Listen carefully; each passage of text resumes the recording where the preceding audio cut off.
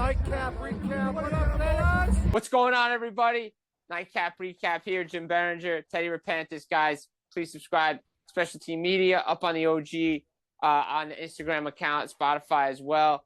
Guys, appreciate everybody following, watching the videos. We're killing it. Also, since some of you may see this Thursday, Friday, Happy New Year to everybody, and we'll say it again next week when we record.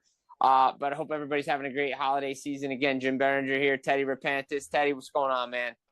Hey, Jimmy, it's great to be alive on a Tuesday night recording the NightCap recap with you. And it's funny that you mentioned the Happy New Year stuff because we're both big fans of Curb Your Enthusiasm.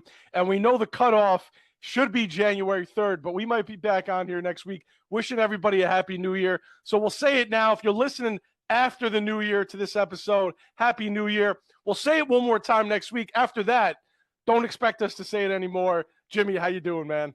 I'm doing well. Look, lots to get into, and I don't know. I got to keep saying this to you, and not just to you, Teddy, because you know already, but to the rest of the world. Guys, just because I don't have ESPN or TSN or Sportsnet or Pat McAfee show or whatever, doesn't mean I don't know college football, doesn't mean I don't know how the ins. That's 5 out of 6 coaches this year that I said were going to stay in school and stay at their school. Yet everybody thought Marcus Freeman was going to the NFL. Nope. I told you back in November, even before that, that Marcus Freeman was staying at Notre Dame. I told Mark at your birthday party, Marcus Freeman was staying at Notre Dame. And look what happened the other day, Teddy. Hey, man, here on this show, we call that the Barry Horowitz. Pat yourself on the back. One day when we get even bigger, we're going to have a graphic pop up with Barry Horowitz patting himself on the back, so we'll have that.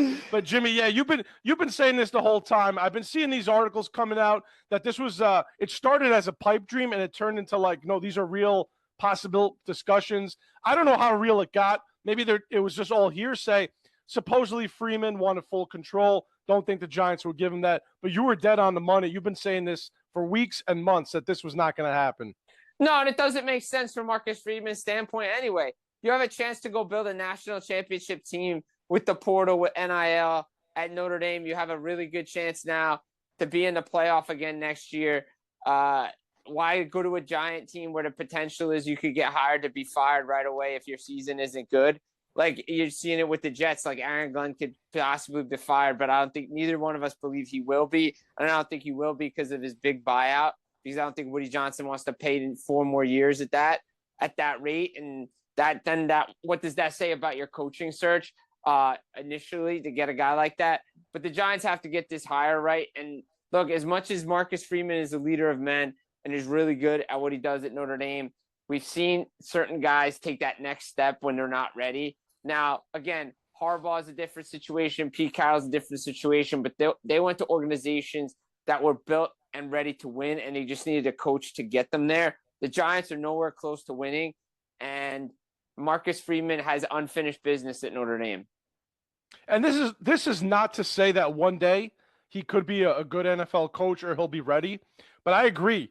Unfinished business, you're building a potential powerhouse and at a legendary program, college football program in the country, right? So you're going to get more out of staying there, winning a national championship, potentially getting a statue outside the stadium, right? I mean, all these things are things that you want to be part of, right? The glory of college football, as opposed to going to the Giants.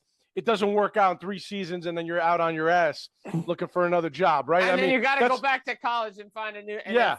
Don't be like Chip Kelly. Like there's so many situations where, like similar with Saban, right? Didn't work out in Miami.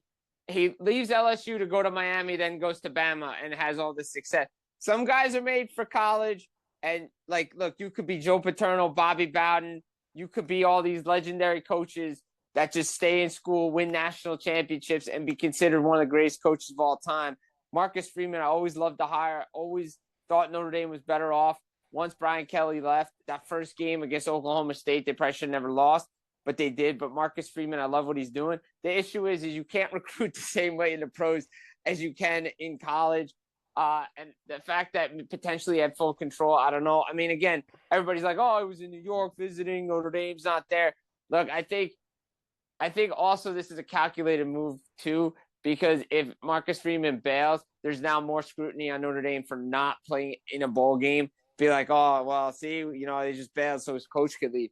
I think he's too far deep in a recruiting process. I think he's got a lot of guys committed. They don't want to kill the team that they've put together. And I just think he signed an extension like last year to be there for a couple of more seasons. Like Marcus Freeman is a guy of his word. Not to say, again, I don't think one day it may or may not happen. I'm not saying that, but I always felt that this season it wasn't going to happen. Yeah, agreed. And look, you come to the Giants, and is your message going to get through to these professionals that are getting paid millions and millions of dollars that, as we heard, guys like Abdul Carter throughout the season were falling asleep in meetings and guys weren't paying attention? And you really want to deal with that, or you want to deal with the kids you're recruiting? Your message is going to get through to them, and you have a potential to build, again, a powerhouse of a program. I think it's a smart move to stay in the college game. Yeah, I agree with that. I think it's a great move to stay in the college game because, again, the Giants potentially – now, here's the thing with the Giants, right? They probably are going to get the second overall pick in the draft again. And obviously, a lot of people are mad that they didn't lose to the Raiders, which I don't understand because you still have a valuable pick at 2, right? Like, oh, what are they going to do at 1? They could have drafted a quarterback. Me personally, like, Fernando Mendoza is good. Diego Pavi is good. Dante Moore are good. But I wouldn't choose them top 5 in the NFL draft this year. This is me watching a lot of games. I love the progression of Fernando Mendoza, but is he a Kurt Signetti system quarterback? Like, what can he do in the next level? I know his arm strength is good. I know he can get the ball out quickly and all this stuff. It's going to be a big scouting game Thursday when Indiana plays Alabama and the defenses that he sees. And everybody's like, oh, well, if the Giants had number 1, what were they going to do? Were they going to get another quarterback? Dude, you have Jameis Winston next year. Like, come on. You have Jackson Dart. You just gave up how many assets to go get him and make up for the mistake that you made years ago with Daniel Jones? They're not taking another quarterback. And if they are, then Joe Shane should be fired on the spot the day of the draft. Agreed. Absolutely agreed. And here's the thing. I get if you had the number 1 pick, yeah, potentially you could trade back for a number of more picks than you would. The number 2 pick is still going to be valuable. You can have a potential to draft a difference-making player at number 2. Potential. I know a guy. Or trade back. Who? What do we got, Jimmy? Love could go too. Jeremiah Love could go too. Think about this. This one's for Mark and a Giants fan. Imagine having a backfield with Jeremiah Love and Cam Scatterbo. Imagine that. Imagine that with Jackson Dart running the show and Malik Neighbors healthy. That offense was already showing flashes this year thanks to Dart. But you're going to have to bring in a great offensive play caller to make this work as well, Jimmy. No, but I'm saying I think they had assets for whoever the quarterback was going to be with Malik Neighbors. You have Wan'Dale Robinson as a good 2-3 right now, right? Jalen Hyatt, we don't know what he is. But you have Jackson Dart. But if you have a guy like Jeremiah Love, that takes off so much pressure off Scatterbo and takes the running up, not say don't take Dart's running ability away because that's what makes him good. But now he doesn't have to do it inside the 10 every time. You have a guy like Love that can run the football inside. Oh, by the way, who did they take to? Who's not there on the team anymore? Saquon Barkley. He's a difference maker. He was a difference maker. Jeremiah Love's just like that. He's if not better. Yeah, and if you're going to be hiring an offensive-minded head coach, that's an awesome way to go. I particularly would say, hey, load up on some picks, get in the back, and load up on some defensive linemen, linebackers, and the secondary. Just load up on those guys, get some protection, more protection around Dart. The more you could stack up the picks to get better players, there's going to be guys in this draft coming up that are in these positional players that the Giants can load up on and just build around Jackson Dart. Like, that's just me being hypothetical because there's so many options at that pick. That's what I'm saying. Like, you don't have to take the quarterback. You can dangle that pick out there because there will be teams that are looking for quarterbacks that will pay a boatload. We saw what the Niners gave up to potentially get a Trey Lance. We've seen what the Bears did years ago, giving up. We've seen what Washington has given up. This is what this pick means. Doesn't matter 1 or 2. There's still enough value in that pick for teams to overpay you. And then you can get more assets in the draft to go get another player or multiple players to insulate Jackson Dart, not only on the offensive line, but on the defensive line as well. Because how many young quarterbacks have we seen that don't have an O-line that get beat up every year? There's a lot of guys that came in the league and their career ended much sooner than expected.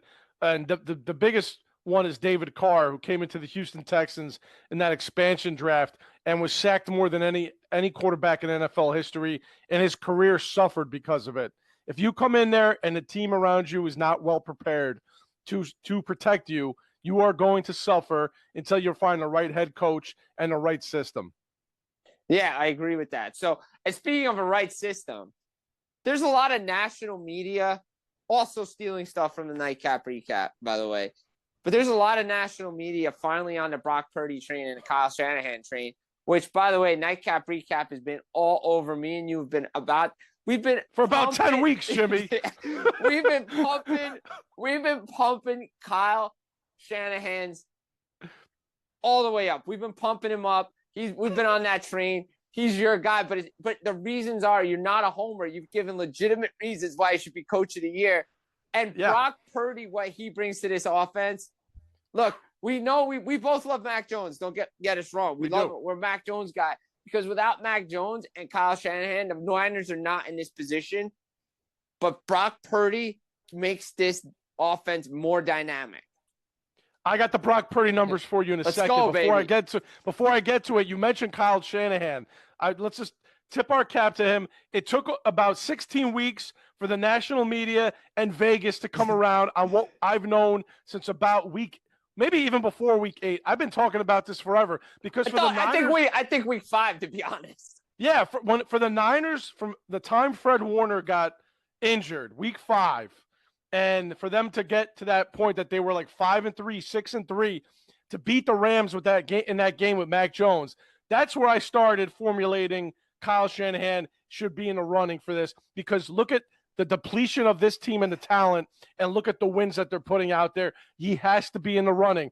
And it's just built a resume over the years, over the season. And now Brock Purdy is back, and we're seeing what a finely tuned machine this offense can be. Imagine if they had a full season of Brock Purdy. Here's where I'll start with, Jimmy. Since week 15, 976 passing yards, first in the NFL. 13 total touchdowns, first in the NFL. 63 first downs, first in the NFL. 74.2 completion percentage, first in the NFL. 11 passing touchdowns, first. 55 for passing first downs, first. 42 completions of 10-plus yards, first. 131.5 passer rating, first. 11.3 pass TD percentage, first. 9.2 pass yards per attempt, that's second. Finally, he's second in something. 15 completions of 20-plus yards or more, he's second in that. And then 8, I already mentioned the total yards. And passing yards, 893, that's third. That's just from week 15. How about since he's been back in the lineup, he's 6-0. He has a 91.5 Pro Football Focus passing grade. 16 touchdowns, leads the NFL, and an 80.8 adjusted completion rate. That's also first in the NFL.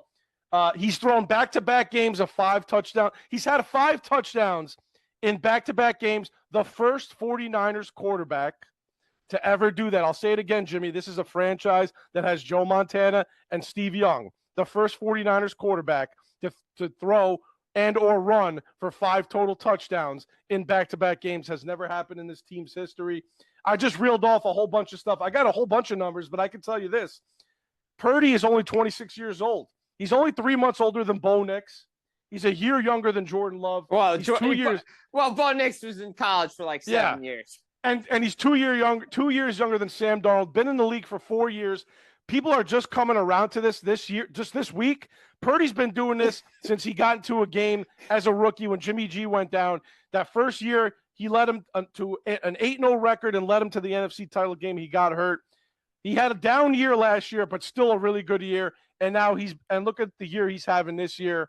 It's unreal that it took the NFL and the media and everybody else this long to realize how good of a quarterback he is. You want to throw out system quarterback. System QBs don't put up these numbers. They're elite numbers compared to every other quarterback in the NFL. Give Brock Purdy his respect. He deserves it. Absolutely. I mean, I've always been a fan of Brock Purdy. I mean, look, yeah, Mr. Irrelevant, big deal. Because if Jackson Dart's ceiling is Brock Purdy or Jalen Hurts or guys like that, then I'm fine with that as a Giant fan. If you're telling me these are the numbers we're going to about to see down the line, that's fine if you're a Giants fan. That's why you don't take a quarterback. But Brock Purdy has done it he's done it all for San Francisco, for the 49ers, allowing this. But besides Purdy, who probably could be an MVP conversation, let's be honest, the real guy that should be in an MVP conversation is CMC. Christian McCaffrey, what he's done this year. I mean, let's be honest. The fact that no one knew he was going to come back from this potential career-ending injury that he had last year, was in and out of the lineup, really didn't play that much, and potentially go 1,000 club. I mean, that's rare. That is very rare. Rare. Like, I think he's for a second time. Yeah, for a second. I think he's like 190 yards or something. He's probably not going to get it, the receiving end of it. He's about at 8-something, and he's going to need this last game to go off. I think he's at 890, so he needs 110 yards receiving in the final game to get it. And look, it could happen. Yeah, it's going to be tough. It could happen. Seattle's defense is very good. I mean, maybe they're going to need to rely on him as a receiver in this game because the run game won't be there. But even if he gets close to it, you got to tip your cap. You're right. CMC should definitely be in the MVP conversation because of the year he's had. He's the one constant this year for the Niners. Everybody's been in and out of the lineup with the injuries. He's the one constant that's been healthy throughout, and you got to give him credit. Yeah, I mean, and absolutely. I think, like, the big thing for me with CMC is his health, what he can do, and this is why he's an MVP, and this is why the Niners gave up all those assets to get a guy like this, right? You want to get a player that's a difference maker, and Christian McCaffrey is a difference maker. Look, Ricky Parasol plays well for the Niners this year. They're just moving the ball, and again, that goes to the credit of Kyle Shanahan, able to get players in and out of this lineup and able to potentially get the best out of everybody when they're in this lineup. No matter who's in this lineup, yeah, they might have had some losses. It's okay. But you're playing for a division now after a great game against the Bears over the weekend, probably the best game of the weekend, back and forth. Again, the Niners defense, again, we know what the Niners defense is. They're missing guys back there. But you get the ball last, you figure out a way to score. And I think we've seen this. No matter who, and this goes back for Shanahan, this goes back to the times they've gone to Super Bowl and made the NFC Championship game. Go back to the running back by committee. Different guy every year. The Shanahan system works. Now, let's just see what they can do, get it over the edge, because I'm a big fan of the Niners, and I can't wait to see what they do against Seattle. It's going to be a fun game this weekend. Yeah, look, as a fan, the anxiety this team gives me sometimes with these games. I mean, this was the first game this year that saw the score being tied back and forth. We had 7-7, 14-14, 21-21, 28-28, 35-35. Shanahan said he felt like he lost the game when they finally had to punt. Bears come down, get held to a field goal, so give him that, 38-35. Purdy gets the ball back. They come right down, they score, but they leave too much time on the clock for Caleb on a night where defense was optional.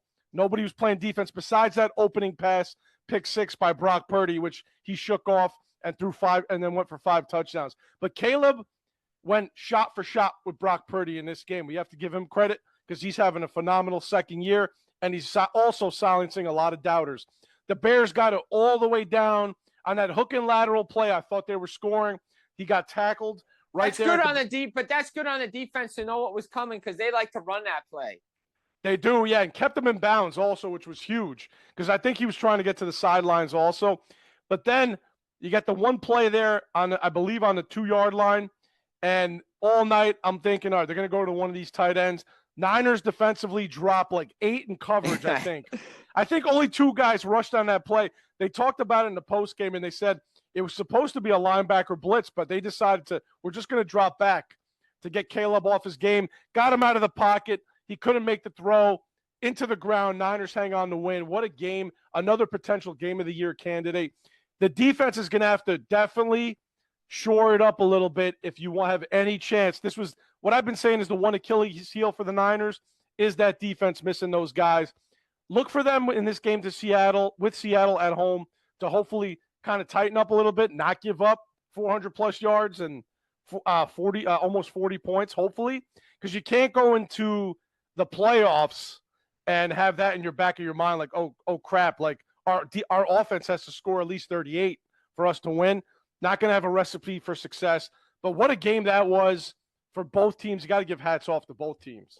Oh, awesome game. I think game of the year candidate for me, just because the offensive output, I don't know if the coaches liked it too much, but the Niners found a way. Because on the flip side, we had that defensive game. But again, it was a good game to watch with the Eagles and the Bills earlier in the day. Again, give Buffalo credit, again, down, I believe it was 13-0 early in that game. And they found a way to get it close. They just couldn't get across the finish line. But Jalen Carter, a difference maker for the Eagles on that defense.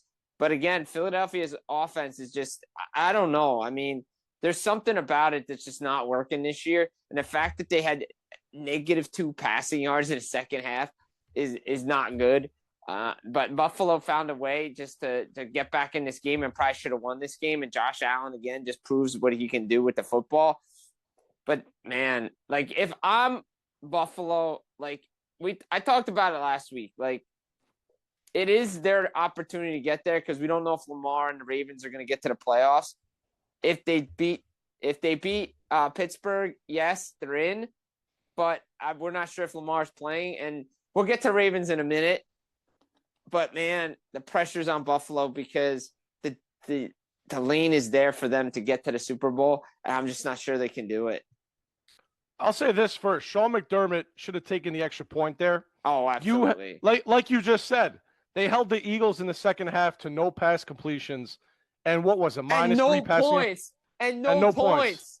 And what, -3 passing yards, you said? Something like that, yeah. Something like that. So you take the extra point, you tie the game, and you go to extra time knowing your defense has been shutting them out the entire second half, and then you got a chance to win it. If you're going to go for 2 also, let Josh Allen run the ball up the middle where he can't be stopped. That's another thing. Get him outside. Play fake. Get Josh Allen running to the edge. That's your 2-point play, not a pass play where he's running around scrambling. So the Bills, I think, let one slip away in a game where you could say they probably outplayed and dominated the Eagles for the majority of that game. So it's unbelievable to me, and I agree. The Bills are definitely going on the road now, obviously. The Pats won a division. The Bills are probably going to have to end up playing in Jacksonville, potentially Denver. You don't want to go there. So, no. I think this is the thing with the Bills. With both of these teams, I'll say this about the Bills and Eagles. They have the ability to beat anybody. They have the ability to lose to anybody, which we've seen this year. The Eagles can turn it on when it comes time in January because they have the pedigree. They have the experience. They've done it before. When the playoffs start, it's a whole new season. Everybody's 0-0. You got to forget about what happened in the regular season. The Eagles have that ability. I just don't know if they have the consistency right now, the focus. Nick Sirianni's just busy, like yelling at the fans. You know, he's not focused on, getting his team to be consistent, play after play, series after series. That's my one concern. And Buffalo, I think, again, they have the ability to turn it on and be a dominant team. It's just that, hey, we see these moments here where they just choke, and Josh Allen, comes up small. So this is going to be his one chance here, I think, to make a deep run here and at least get to a conference title game. I think you have to if you're Josh Allen. I mean, absolutely. I mean, you have to get to a conference championship game here. You have to show you can do it. You have to show you can make a deep run. Because I think Sean McDermott's time is starting to – the clock is ticking. Even though the Bills are a constant now in the AFC, there was an opening here in the Bills. I think he's just overcoached himself in some situations this year. I just really think he's outcoached himself, like oversmarted himself, not kept things simple. But again, on the flip side, like you said, Nick Sirianni, Eagles, we know what they can do. Like 1 week they look great running the football, doing all this stuff. And then the next week they can't do anything. And what if the Bills have to go back to Houston? We've seen that picture already. We already know what that Texas defense did to them once. I mean, it's hard to beat a team twice, don't get me wrong, but that Texans defense is not – I wouldn't want to play that Texans defense right now. Nobody wants to see them because Houston right now I think is work their way up to, I think, the 5 seed, if I'm not mistaken, which is huge because they're going to play the winner of the Pittsburgh-Baltimore. And that's, to me, I think whoever wins that division is a one and done in the playoffs, right? No, I think so. Yeah, Houston's going to go in there and dominate whoever it is, in my opinion. Now, if they decide, Baltimore decides Derrick Henry is the man again, that thing's to be determined. But I think Houston is a team that a lot of these upper echelon AFC teams don't want to see come January because defense travels. Look, Stroud, inconsistent, but if they can at least score like 20 to 25 points, I think the defense can do enough to like win games for them. Well, and you mentioned it, like we said it. Baltimore decided that Derrick Henry is the answer. Like he ran it all over the Green Bay Packers on Saturday night. Like ran all over them. This is why you got Derrick Henry in the first place. And maybe Lamar being in the lineup is a blessing in disguise because they decided that it was time to run the football again. And no matter what the situation was, they ran football. Like, I know they don't have a quarterback, but still, run the football. Because now you're just not relying on Lamar to run the football or to throw. Derrick Henry, we know what he does. This is his time to shine. We saw what he did with Tennessee. He single-handedly took the Titans to an AFC championship game that they had no business going to. So give the man the football. He might be a slow starter, but once he gets past that second level, the legs move, and that dude cannot be stopped. And what did you say last week here on the program, Jimmy? You said let the guy work through the fumbles, right? Yeah. And you pointed to some good examples over the years and in college of guys that, set them for a series or a play. The only way you're going to learn is to play through it. Tiki Barber, great example. What they do? They let him play through it. 4 touchdowns to the 2 minute, whatever it was, $150, probably more than that. And that's been the remedy for that. The recipe for them is that. The remedy for them to go into Pittsburgh on Sunday night, the last game of the year, to win it is feed Derrick Henry because, the Steelers let a golden opportunity go. You go Cleveland, you have to win that game. Rodgers missed a lot of wide open throws. I think he was showing his age a little bit in this game, unfortunately, because they had a golden chance to wrap up the division, and they blew it. So if you're the Ravens, you got to be feeling pretty good about it. Whether Lamar plays or not, you got big Derrick Henry back there that could carry the team. Yeah, exactly. You got big Derrick Henry to carry the team. That's what they need to do. You got to run the football. And speaking of running the football, run hurry up here around some of these games. But, like, you get Derrick Henry to do it. Well, let's talk about a team like the Falcons run the football. Bijan Robinson gets the Rams. Like, what are we doing? Like, Rams, another team just giving opportunities away like golden tickets. Yeah. Like, look, now Atlanta factors into this this NFC South now. Like, who would have thought? Like, I mean, look, I said Atlanta could be a playoff team this year. I didn't think they actually were going to could potentially win this division. Well, no. Well, here's the thing. They can't though. They can have a lot. They can have a lot to say to it. So here's the thing. The little wrinkle was that if Atlanta won their last 2 games, Tampa Bay, no matter what Tampa Bay does, it doesn't matter. Carolina would win the division by default of a 3-way tie and a better division and conference record. Atlanta shot themselves in the foot because if they had just won 1 or 2 extra games, they'd be looking like a team that, okay, they can make it competitive in their playoff game. They have been playing since Kirk Cousins had to come back into this lineup. They've been playing competitive football because they realized, look, Bijan Robinson, let's give him the football. So Atlanta's going to have something to say. If Atlanta wins, Tampa can win on Saturday afternoon, and if Atlanta beats the Saints, it doesn't matter. Carolina will win the division by default of a 3-way tie and a better division and conference record. So Tampa, another team that has nothing to blame but themselves for the situation they're in, because giving away golden tickets, you just said it. They're what, like 2-8 in their last 10 games after starting out so hot with Baker being right there with Danny Jones in the MVP conversation. How far have we come that Baker and Danny Jones were the MVP conversation? That was like 10 weeks ago, bro. Yeah. Things change so fast in the NFL. So that whole division is wacky. It seems like Carolina's probably going to be the one that ends up with this because I think Atlanta can beat New Orleans, although the Saints are playing better too. So that's going to be a fun game to watch. And this is why the NFL does the schedule now with all these divisional games at the end because they matter. But Correct. the Rams just killed themselves so Yeah, many let's talk about the times. Rams. Like, Yeah. I just don't think, like, we all pegged them as a team to beat in NFC West. Like, they had opportunities multiple times to just run away with this division, and give credit to Seattle and 49ers for hanging around. But how many losses the Rams have this year where they should not have lost? Like, I think Carolina comes to mind. This one comes to mind. The Seattle game, the Philly game early in the season with the special teams blunders. Like, Yep. that's four. I think that's 3 or 4 games right there. So I have it. It's funny. I have it right in front of me. You named them all. The Niners was the other one. So Rams this season, they were all favorites in these games. 8.5-point favorite versus the Niners, lost. 10-point favorite versus Carolina, lost. 7-point favorite against the Falcons, lost. 26-7 lead against the Eagles, lost. 30-14 fourth quarter lead at Seattle, lost. So the Rams are developing a habit here, and I saw a stat today that the Rams, I think, are 2-8 under Stafford and McVay when they're playing. I thought this was only a Mike McDaniel Miami stat, but under 45 degrees, the Rams are 2-8 in the last couple of games with Matt Stafford. Stafford also now is up there with pick sixes as one of the all-time quarterbacks to throw pick sixes. I think along with Brett Favre, that's not a list you want to be on. No, you don't. And the Rams had a 30-14 lead late in the fourth against Seattle.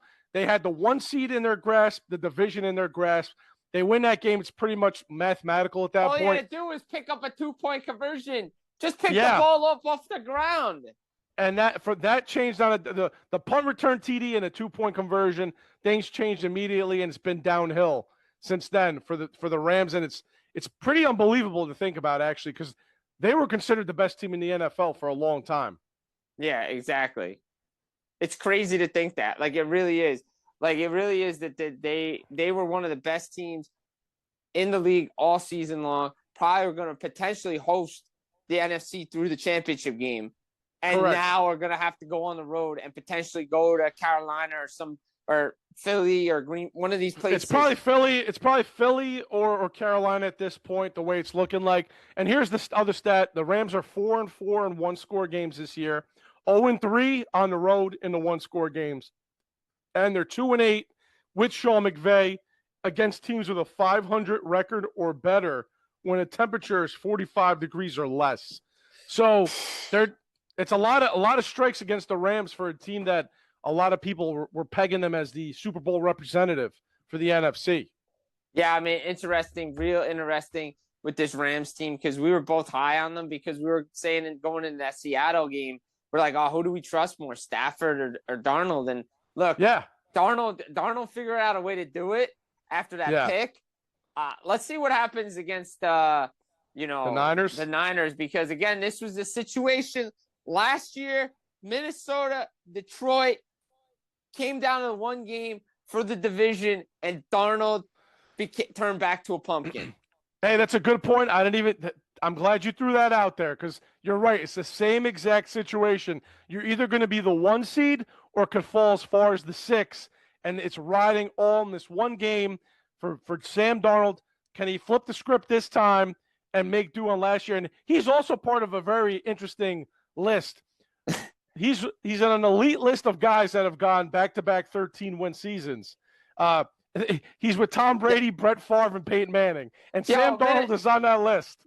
Paging Minnesota. Hello. You have a quarterback. Like, what are you doing? Like, just think about that. Come on. He goes to 2 different teams and he wins 13 games back-to-back. Look, I know the system and the defense has helped, but that's pretty good to be on that list. Not many QBs go back-to-back 13-win seasons. So no, and was Minnesota on the road last year too, or were they at home? That's a good question. I might have been in Detroit. No, I'm gonna look that up while you're talking about it. I'll look it up. Because I'm not sure. Because if it's the same situation, that means Minnesota went to Detroit, and now Seattle has to go to the 49ers. So a lot of demons for Darnold to overcome from last year. All right, it was on the road, so it's on the road again. That game was in Detroit. They lost 31-9. Detroit spanked them. So Darnold back on the road, same situation, 13-win team, chance to be the 1 seed and the division champ, or you're going to be the number 5 or 6 seed. All right, time to rewrite some demons here for you, Mr. Darnold. Should be a good game. And speaking of, we got to close it out here. The all-elite Jags, man. Like, these guys continue to kill it. Trevor Lawrence, ETN, Liam Cohen, the all-elite Jags. Shout out Tony Khan, Shad Khan for the all-elite Jags, man, because they're playing really well this year. I love the fact that we have all this parity in the league this year. I know I hear a lot of bickering. Oh, why can't we have dominant teams like we used to see what they stack up against? I love it because the fact that we don't know who's going to win makes every game so much more exciting. Absolutely. The Jaguars, man, Trevor Lawrence, we talked about him last week. We just loved his development this year. Definitely more confident in what he's doing, and the talent around him is helping out. And Liam Cohen, under the radar, look, I'm pumping up Kyle Shanahan. I think Liam Cohen needs to be in this discussion too for Coach of the Year, because under the radar, turn this team around from the doldrums. They've been so bad for so many years. And look, I talked about his success with Baker Mayfield the last 2 years as his offensive coordinator. Look what he's doing for Trevor Lawrence. So you can't underestimate, the Jags here because they went into Denver and won a game last 2 weeks ago. And I think they could play anybody. Look, if they end up facing the Texans, that's going to be interesting because in-division rival, great defense. That'll probably be a tough one for them. But I think if you see like a Buffalo or a Chargers go in there, the Jags definitely have an opportunity to be the favorite in that game, whoever they play. So Liam Cohen, let's give him hats off. Should be in the conversation as a dark horse for Coach of the Year. Absolutely. So we touched on him before. Look, obviously we got the Saturday slate with the Bucs and the Panthers, huge game. Saturday night, Seahawks, 49ers, another great game. So your Saturday is pretty much covered. If you want to sit on the couch all day, that's a great game to watch. Obviously, everybody's going to pay attention to what happens with Falcons and Saints.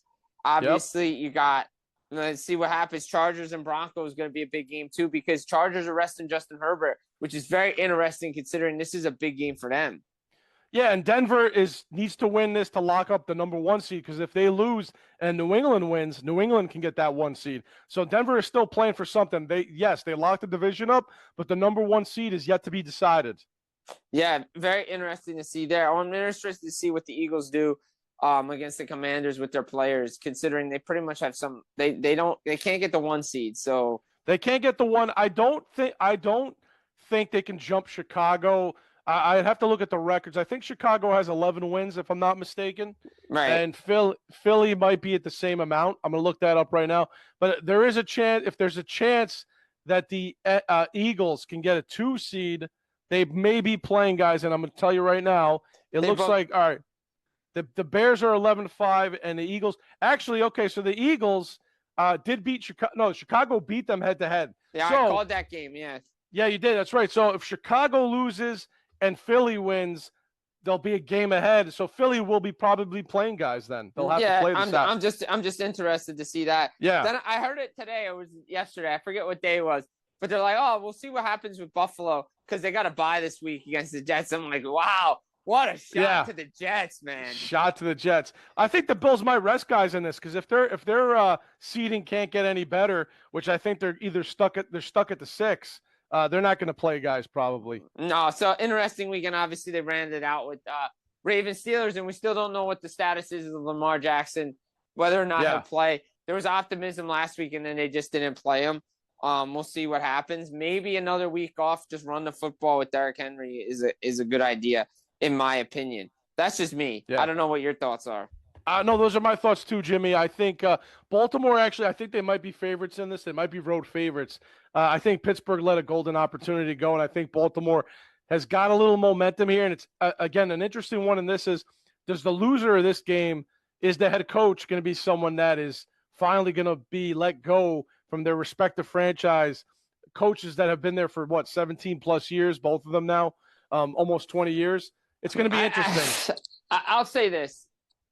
I don't think either will do it. I think it would be more of a mutual thing. I think it would be like, all right, it's time to move on. Like one party will say, like, I think it would be more like Harbaugh says it's time to move on. But I don't think they will fire. I don't think the Ravens organization will fire Harbaugh just because the injury to Lamar this year gives him an out. Yeah, it gives him an out. And I agree with. I heard some people saying, should they let him sit? No, I think if Lamar's healthy, you got to play him. That's your guy. I know his record isn't that great in some of these like win or go home big games, but multiple time MVP. The reason you're even this good is because of him. If Lamar's good to go, he's playing. Derrick Henry, feed him the ball. I think the Ravens are going to win this thing on Sunday night. That's just my feeling right now. I think Ravens win too. I think Ravens are going to win this division. So going to be interesting. Yeah. A lot of good football this weekend. A lot of good football. Speaking Great of football. a lot of good football, we got college football. Obviously, the playoff kicking off. We got quarterfinals. The U play Ohio State New Year's Eve. That's going to be a great game. I think it's going to be a defensive struggle. I'm interested to see what happens with Ohio State playing against a good defense. They went up against Indiana. They went up against Texas. They were held to under 20 points in both of those games. But Matt Patricia is on the other side. But I want to see what happens with Ohio State and the play calling for Ryan Day, because Brian Hartline took the job at South Florida. So how does that affect the team? They're out of bye. Miami's got a lot of revenge on their mind, considering what happened in at the Fiesta Bowl years ago in the national championship game with the Phantom flag that came in late.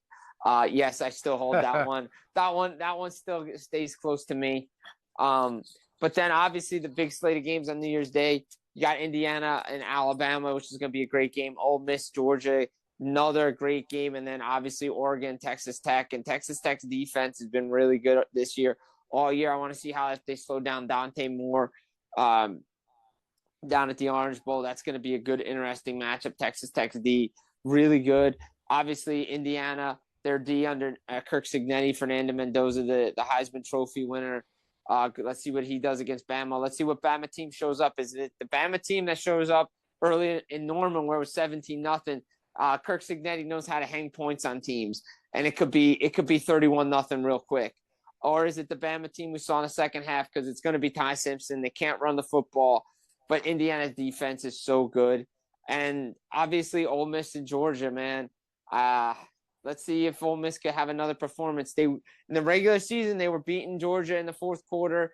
Their defense couldn't hold on. They were up 9, and then Georgia comes around. Again, let's see what these teams do, because some teams have played. Georgia was the hottest team going to championship weekend. Now had their momentum was kind of stopped. I want to see if they can kind of pick that up. How long is they going to pick that up? So SEC divisional rivals, but these playoff games are going to be awesome. So let me ask you, out of the games you listed, what is the most must-watch game out of this list that you named here? What do you, if you're a fan, casual, someone who wants to tune into a good game, what do you think is going to be the best game of the slate here that you said? Oh, good question. I like that question because it makes me think. I could say all of them because I think all of them are going to be really good. It's a cop-out. I think the best game might be Ole Miss, Georgia. I think that might be the best game out of all of them.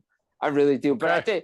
But if I had to really rank them, I think I'll go Ole Miss, Georgia, then Ohio State, Miami, just because. But it's like 1A, 1B, and then I'm not.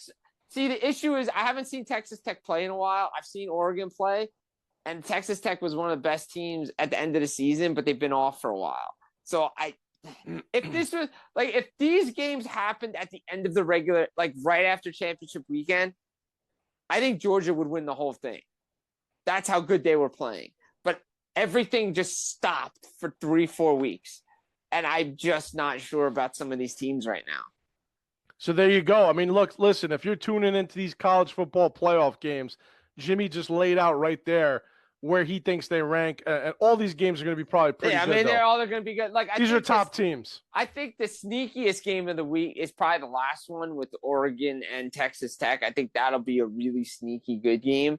But I think all of them are good. I think all eyes are going to be on the Rose Bowl with Alabama and Indiana. So I think that those are always all these games are must watch.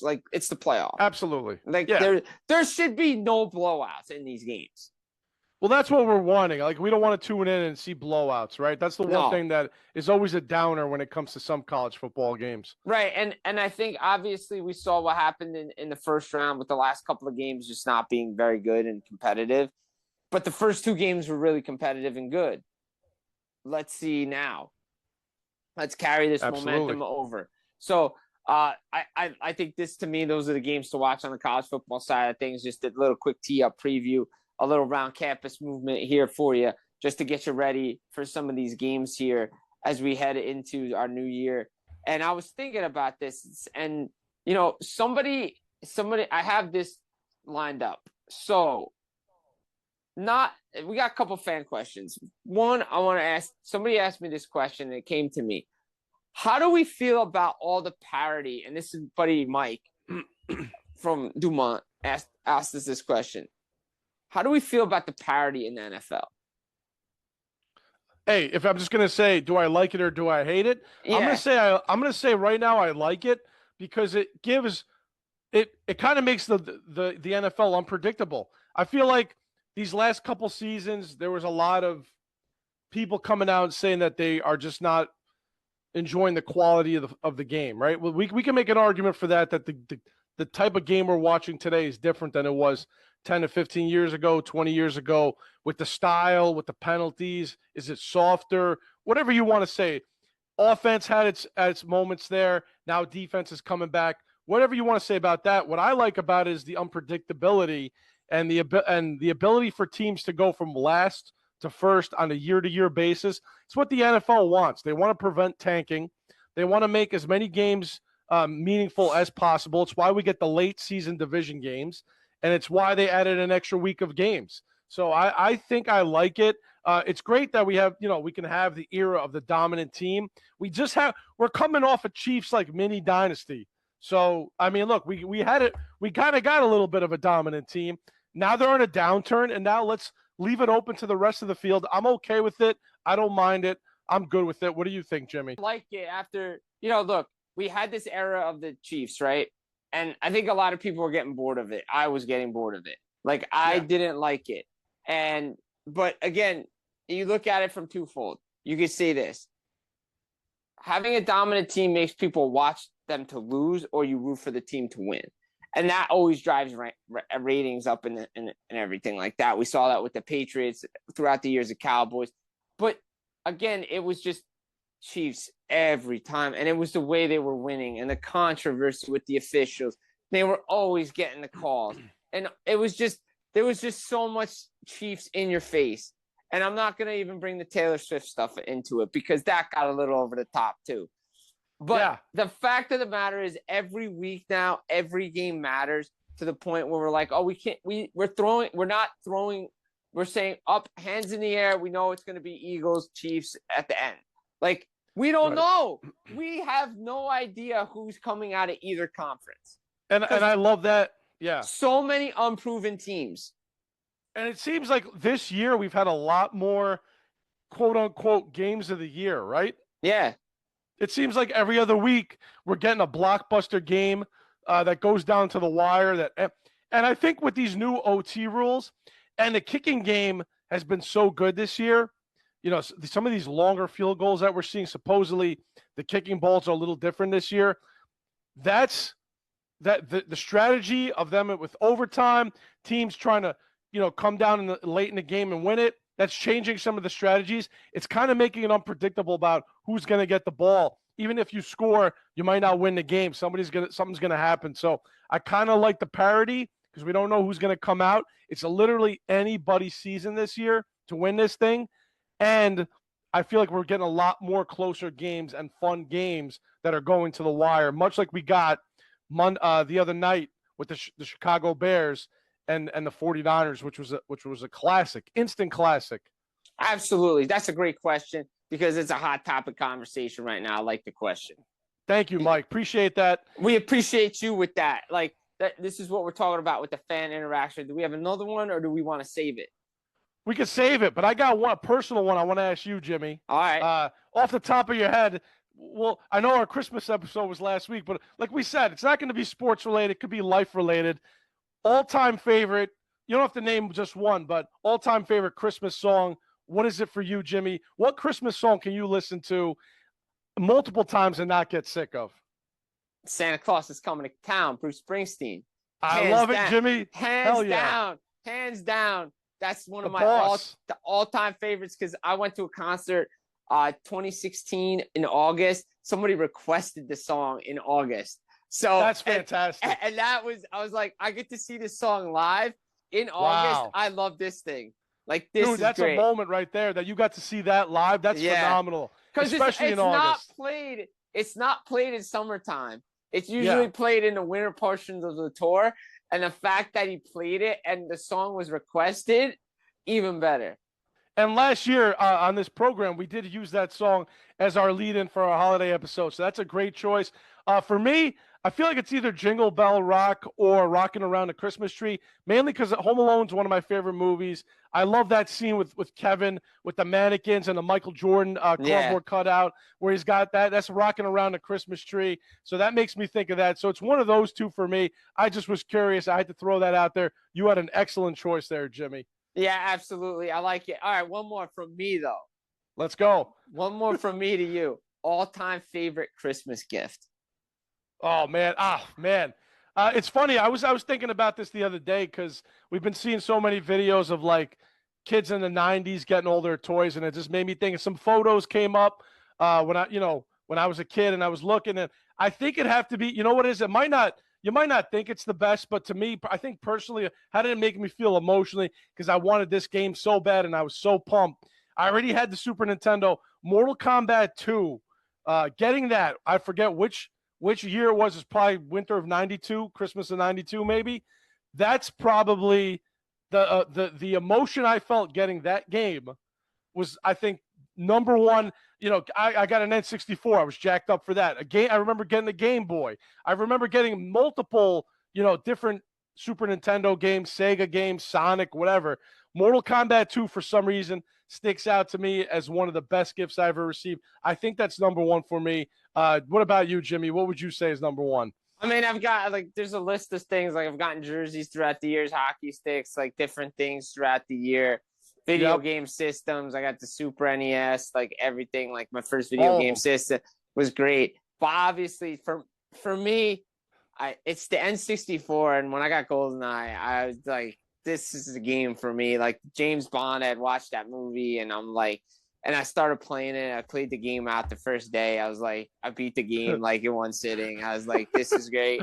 Like, this is the best game ever. And you play with your friends, and it's a game that you played in college and you still play. And it's just like, this game doesn't go away. No, man. N64 is up there for me too, because getting No Mercy, Revenge, getting the WrestleMania 2000. 2000. Getting the PlayStation 2, playing all those Maddens that I got. Great games. I can name the Metallica CDs I got in the late 90s that turned me on to all that music. I mean, there's so many good gifts, but for me, it's got to be Mortal Kombat. Jimmy, that's a great choice. N64 with GoldenEye. That's an all-time millennial classic. One of the best games of all time that to this day you could throw on and play with the boys if you wanted to. Absolutely, you can play with the boys. You can also listen to this episode with the boys, whether when it first comes out, later, it doesn't matter, into the new year. You get one more Happy New Year from us next week when we do this. And that's it. I'm done with the Happy New Year's. But I hope you listened to this episode. Really appreciate you watching it. Guys, enjoy your New Year's Eve, whatever you do, and your new year. Be safe. Be safe. Be smart, and enjoy football. Jim Biringer, Teddy Repantis, guys. Peace. Peace.